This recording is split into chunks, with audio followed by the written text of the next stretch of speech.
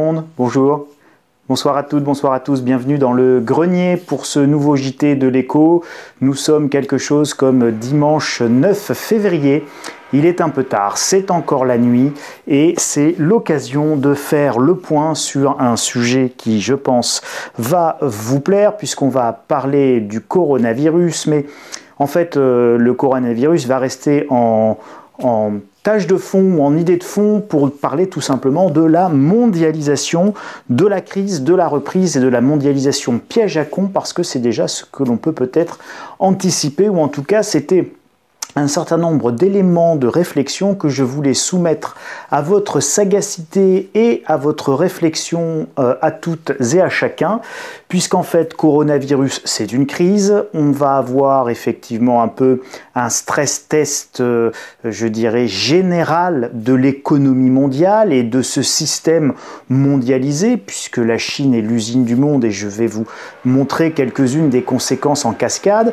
Et puis, évidemment, ces conséquences-là, elles vont se matérialiser sur le système économique. Donc, à un moment donné, on va avoir un arrêt, une crise, et puis on va éventuellement avoir une reprise ou pas de reprise. Et c'était ça que je voulais vous faire toucher du doigt. Et donc, évidemment, la conclusion de cela, ce sera, enfin, en tout cas de ces réflexions-là, ce sera, est-ce que la mondialisation, c'est pas un terrifiant piège à con quand on est confronté à ce genre de situation? Allons-y, suivez-moi dans mon grenier. D'abord, un petit rappel, c'est la carte de l'hôpital Johns Hopkins aux États-Unis. Ce sont des données officielles sur l'état de l'infection et de l'épidémie actuelle. Et vous avez donc évidemment la Chine, mais vous avez également tous les autres pays qui sont listés, et j'attire votre attention sur un pays qui, après la Chine, est le pays qui a le plus de cas, et qui est Singapour. On en reparlera dans cette présentation. Évidemment, je pense que certains d'entre vous ont déjà compris où je voulais en venir. Retenez Singapour. Alors, est-ce que la crise va avoir des effets MTR ou pas MTR? Alors c'est quoi MTR? C'est un petit trigramme juste pour mémoriser maîtrisable, temporaire ou réversible. En fait, quand on est confronté à une crise, mais quelle qu'elle soit finalement, on peut l'appliquer aussi bien à une crise de santé, à une crise de foie. Est-ce que mon foie, les effets vont être maîtrisables avec un petit cachet? Est-ce qu'ils vont être temporaires, c'est-à-dire je suis malade 3 jours? Est-ce qu'ils vont être réversibles? Est-ce que mon foie ne va pas être abîmé pour toujours?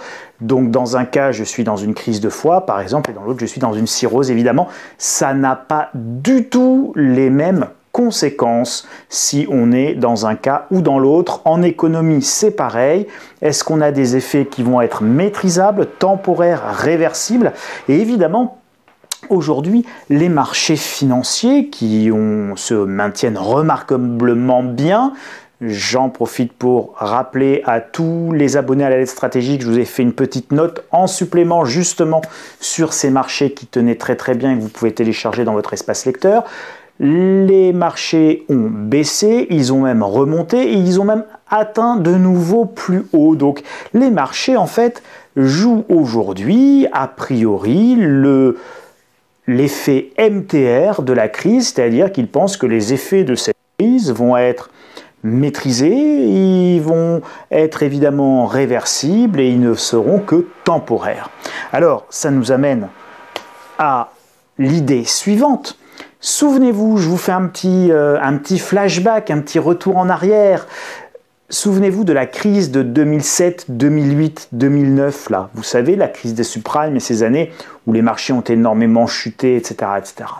Eh bien, on se demandait à cette époque-là, puisqu'on était parti en récession, si la reprise allait être en V, en U, en W, en X, Z. Bon, non, il n'y a pas toutes ces lettres-là pour les reprises. Elles sont soit en V, soit en U, soit en W, soit en L. Et donc, chaque lettre, évidemment, symbolise ou permet d'illustrer la descente, la baisse à laquelle on est confronté, puis la hausse qu'on va retrouver, évidemment, derrière. Alors, la reprise la plus efficiente ou la plus efficace ou le cas le plus favorable, c'est évidemment la reprise en V. Pourquoi? Parce que V, ça veut dire qu'on descend très vite, on a une grosse récession, mais ça repart aussi sec. Donc, Bon, bah écoutez, on a des effets qui sont temporaires, qui sont réversibles et puis qui sont maîtrisés dans une crise en V, crise reprise V, tout va bien, c'est un petit peu douloureux dans le moment de la descente, mais enfin ma foi, ça repart vite, pas d'inquiétude durable à nourrir. Alors après, on a le scénario en U. Alors, comme le montre bien la lettre U, la descente est très rapide, voire peut-être même plus rapide que dans le V, mais la reprise va être aussi importante. Le problème, c'est que le U, le bas dure un peu plus longtemps, et donc c'est un petit peu moins confortable, évidemment, qu'une reprise rapide après la crise, qui est la reprise en V. Après, on a le W. Alors bon, dans la crise du coronavirus, le W, ça pourrait être si, par exemple, il y avait plusieurs vagues de contamination ou plusieurs pics épidémiques, c'est-à-dire que, waouh, super, là, ça baisse, on pense que ça va aller mieux, on pense qu'on va s'en sortir, et puis boum, patatras, ascenseur émotionnel, finalement, à Wuhan, la contamination va mieux, mais enfin maintenant, il faut fermer Shanghai, parce qu'à Shanghai, rien ne va plus. Donc alors là, vous allez avoir l'ascenseur émotionnel, et vous pouvez tout à fait vous retrouver justement dans un contexte de reprise-crise en W, donc crise, reprise, crise, reprise, crise, reprise, bon, puis alors les W, vous pouvez les écrire, ça peut être Wuhan, donc Wuhan, ça va mieux, Shanghai, ça va moins bien, Singapour, tiens, on reparle de Singapour, faudra que on en reparle, puis Londres, puis les États-Unis, bon, donc on peut faire du W pendant longtemps si on est confronté à une pandémie ou à une épidémie, je dirais, qui va s'implanter et qui va devenir un petit peu structurelle et plus juste passagère. Et puis alors évidemment, il y a le pire des scénarios. Le pire des scénarios, c'est le L. Donc on descend très très vite et puis après c'est un long plateau en bas, ça ne repart jamais. Il n'y a pas évidemment là d'effets, les effets ne sont pas maîtrisés, les effets ne sont pas temporaires et les effets de la crise ne sont pas réversibles. Excusez-moi, je cherchais mon mot. Les effets ne sont pas réversibles et donc là évidemment c'est la catastrophe, ça ne repart tout simplement pas. L'économie mondiale a calé. Alors, est-ce que ça c'est possible? En fait, aujourd'hui, on n'en sait rien.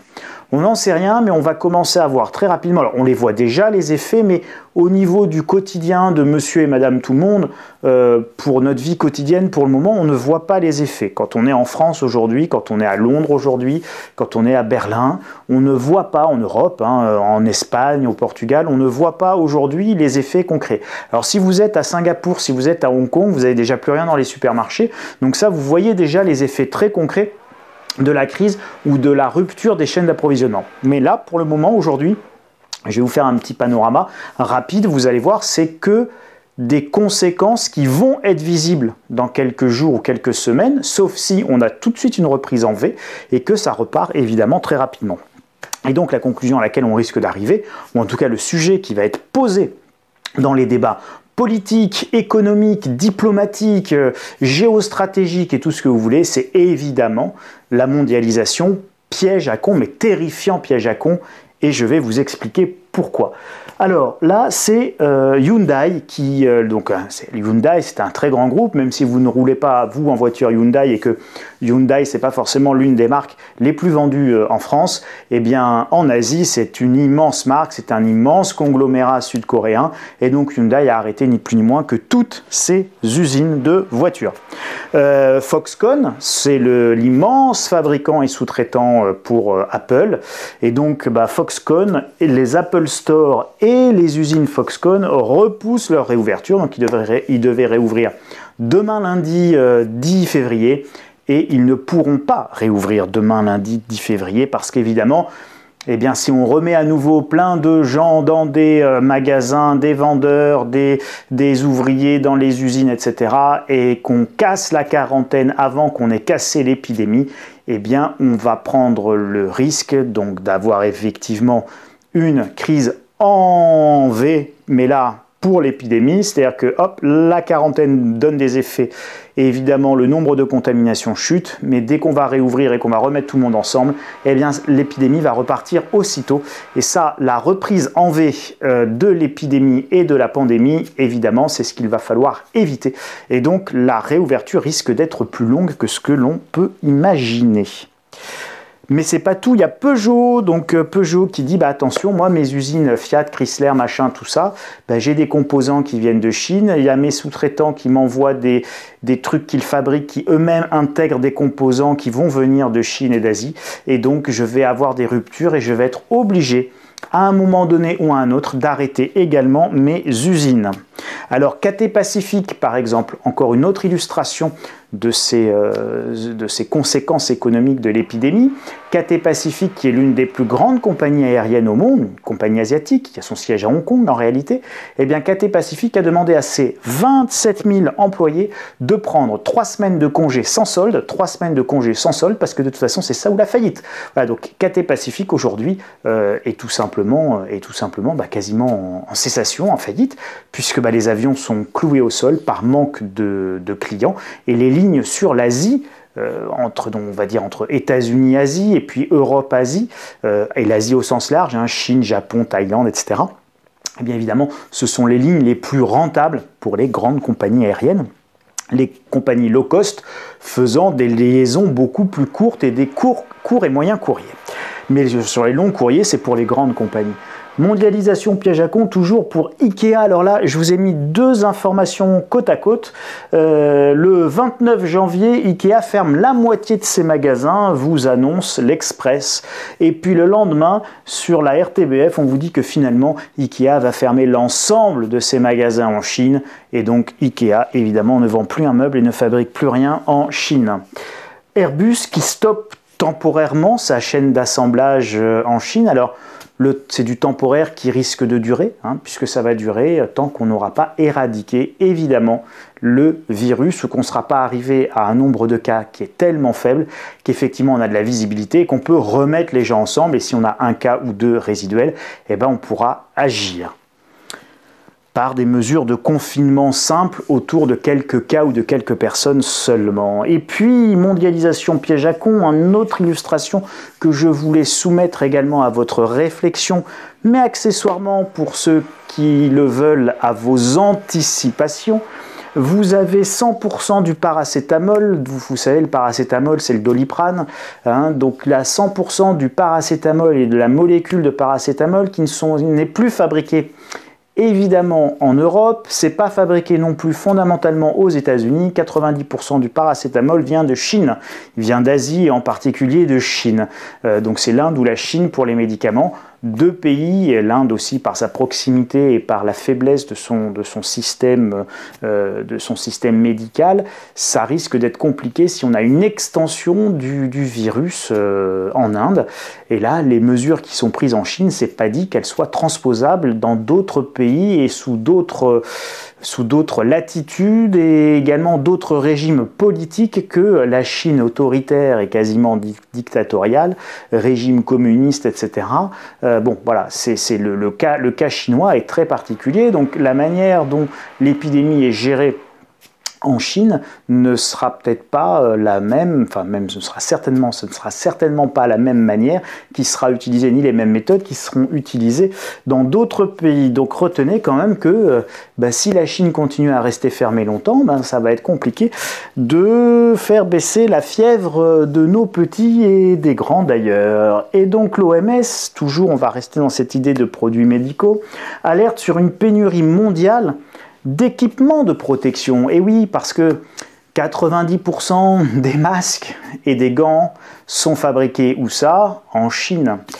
Et oui. Et donc quand la Chine ne peut plus fabriquer parce que tous les petits Chinois sont mis en quarantaine et qu'ils ne peuvent plus aller travailler dans les usines à pas cher, eh bien que se passe-t-il ? Eh bien l'usine du monde qui est la Chine n'est plus capable de produire ne serait-ce que des masques et des gants pour lutter contre l'épidémie à laquelle elle est confrontée. Et quand elle vient demander du secours ou de l'aide à d'autres, on explique à la Chine gentiment qu'on ne pourra pas lui fournir d'équipements tout simplement parce qu'on n'en a pas ici. C'est Radio-Canada, me semble-t-il, oui c'est ça, c'est Radio-Canada, puis c'était une demande d'aide qui avait été formulée auprès du Canada, et donc le Canada a dû décliner l'aide en disant mais je n'ai pas de capacité de production pour des masques, j'en ai déjà quasiment plus, je suis quasiment en rupture, parce que je m'approvisionne en Chine, donc je ne peux pas renvoyer le peu qui me reste en Chine, puisque ça veut dire qu'à ce moment-là, je n'en ai plus.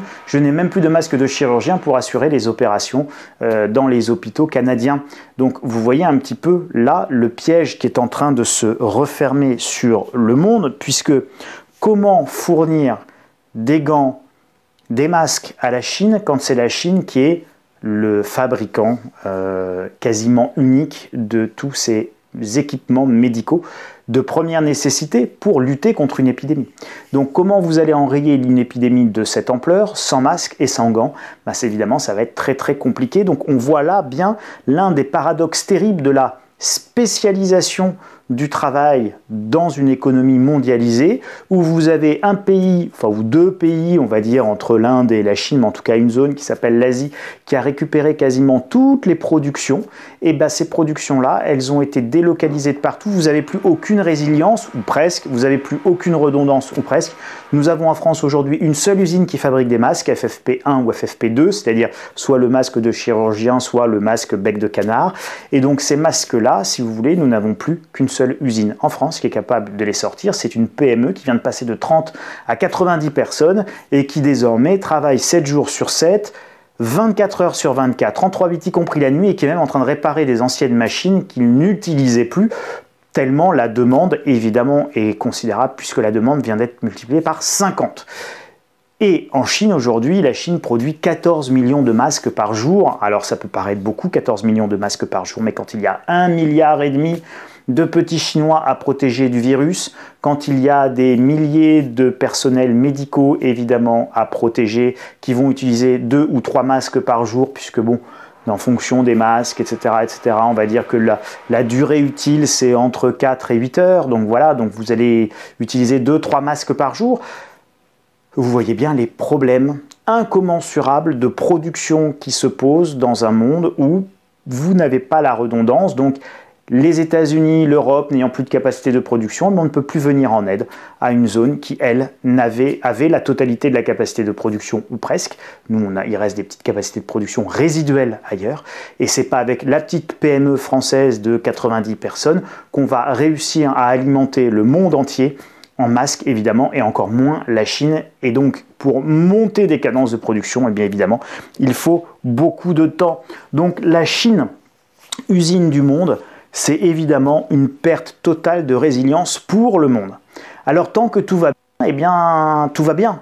Et puis le jour où tout va mal, on voit la fragilité du système. Et encore une fois, cette épidémie est un stress test, un test de stress très intéressant en termes intellectuels si on fait abstraction évidemment du drame humain qui est en train de se jouer en Chine et maintenant un peu aussi en dehors de Chine.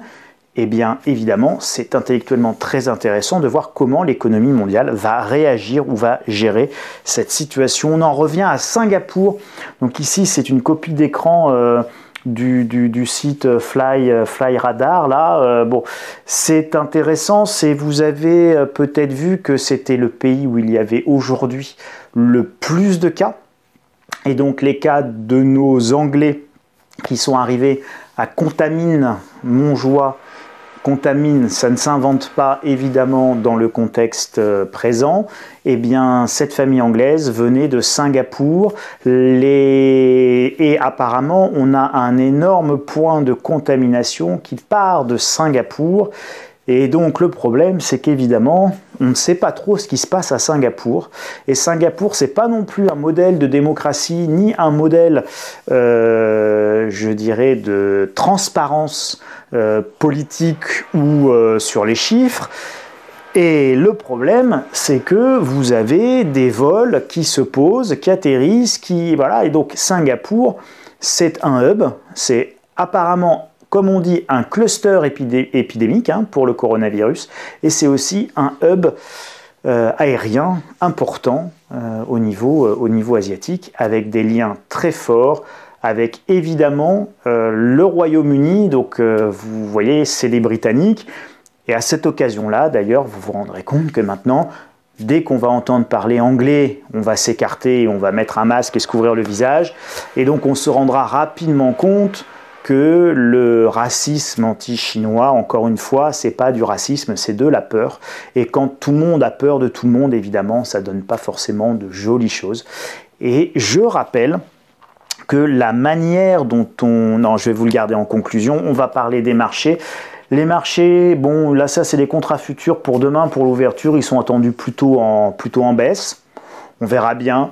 A priori, pour le moment, il n'y a pas de signe d'effondrement des marchés. Donc, on peut continuer à penser qu'ils devraient poursuivre leur pari sur le MTR, c'est-à-dire un maîtrisable temporaire, et évidemment réversible pour les effets. Et tant que c'est maîtrisable, temporaire et réversible, ou en tout cas que les marchés pensent que cette crise va être MTR, maîtrisable, temporaire, réversible dans ses effets, et que dans le pire des cas, on sera dans un scénario de crise et de reprise en V, eh bien on peut avoir une correction, on peut avoir une baisse des marchés, et ça vous pouvez en profiter, c'était ma lettre stratégie de ce mois-ci, enfin du mois de janvier, mais dans ce cas-là, si vous voulez, il n'y a pas de raison que vous ayez un krach violent. Il y aura un krach violent si les marchés pensent que les effets de cette crise ne seront pas maîtrisables ni maîtrisés, qu'ils ne seront pas temporaires mais durables et qu'ils ne seront pas réversibles mais irréversibles et qu'on ne pourra pas évidemment reprendre la vie comme avant et qu'il y aura des conséquences profondément durables et très très fortes pour le monde. Je vous rappelle que la peste noire qui avait ravagé l'Europe il y a fort longtemps mais qui est restée dans l'inconscient collectif et dans la mémoire collective de tous les Européens, cette grande épidémie de peste noire a duré 5 ans. Donc vous imaginez, dans une économie mondialisée, si la Chine disparaît de la production pendant 5 ans, eh bien vous allez avoir des pénuries qui vont être extrêmement durables. Par exemple à Hong Kong, Hong Kong n'a pas une seule usine de papier toilette. Imaginez sans papier toilette à vous essuyer les fesses avec des journaux, enfin sans journaux puisqu'il n'y aura même plus de journaux, vous voyez, ça va pas être très confortable comme fin du monde. L'or continuera sa poussée, mais alors une poussée je pense qui sera relativement douce et pareil, sans panique, sans hausse très très forte, tant qu'on est dans, encore une fois, ce scénario d'effet MTR et donc de crise reprise en V. Voilà, je vous remercie. N'oubliez pas de mettre un pouce, un doigt bleu, un doigt de Schtroumpf. Si vous avez aimé, vous pouvez évidemment vous abonner à cette chaîne et je vous invite à vous abonner à cette chaîne. Vous pouvez aussi vous abonner directement sur le site www.insolentiae.com où je vous retrouve tous les jours pour une édition sur l'actualité économique. Ce que je voulais vous dire en conclusion, c'est que la manière dont on traite les plus faibles, la manière dont on traite nos malades, la manière dont on va réagir dans un contexte pas forcément facile, dans un contexte qui peut être anxiogène, d'épidémie, de virus, de maladies, et disons-le, ça renvoie, je vous dis encore une fois, à cette peste noire, ça renvoie à cet inconscient collectif et à cette très grande peur, mais la manière dont on va réagir va nous définir en tant que société. Et donc, c'est simplement en termes de réflexion pour chacun, soyons là aussi totalement humbles. On ne sait pas comment on réagit. Vous savez, c'est les grands discours. Oui, moi, pendant la dernière guerre, s'il avait fallu choisir mon camp, évidemment, j'aurais été résistant. Sauf que ça ne se passe pas de manière aussi simple ni aussi facile. Et sinon, il y aurait eu 99% de résistants et pas seulement 2 ou 3% de la population française qui se serait engagée dans la résistance. Il y aurait eu beaucoup plus de justes que ça, beaucoup moins de collaborateurs, etc., etc. Donc, je ne suis pas là ni pour juger, ni pour refaire l'histoire, mais justement pour dire à quel point, si on est un petit peu humble, quand le gros temps se lève et quand on n'est plus sur un lac, sur une mer d'huile, mais qu'on doit affronter la tempête, eh bien quand on doit affronter la tempête, chacun de nous ne sait pas avant la tempête comment il va réagir. Et donc simplement, ce qui va nous définir en tant que société, ce qui va définir notre degré de développement, ce qui va définir notre degré de maturité sociale, ça sera évidemment notre réaction. Et c'est ce qui va surtout définir notre degré d'humanité. Et je pense que là aussi, ce sera très intéressant dans les prochains jours et dans les prochaines semaines de voir un petit peu comment nous allons nous comporter collectivement. Et moi, je forme le vœu et l'espoir, et je suis sûr qu'en fait, on découvrira peut-être qu'on a de bien grandes ressources de calme, de sérénité, de sagesse, et en tout cas, c'est ça qu'il faut espérer. D'ici là, je vous souhaite évidemment une très belle semaine. Je nous souhaite plutôt une crise en V avec crise et reprise rapide. Je nous souhaite le meilleur, mais soyez vigilants parce qu'on est quand même dans une situation qui est assez compliquée. À très bientôt. Merci les amis. Au revoir.